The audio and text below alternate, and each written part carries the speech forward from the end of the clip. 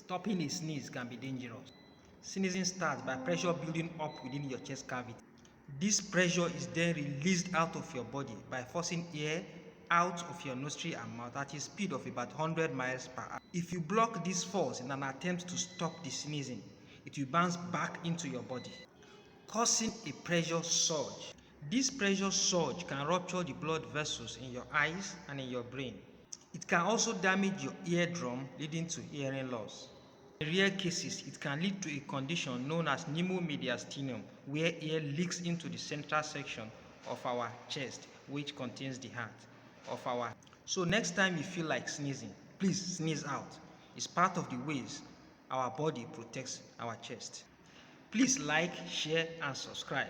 Thanks for your subscribe.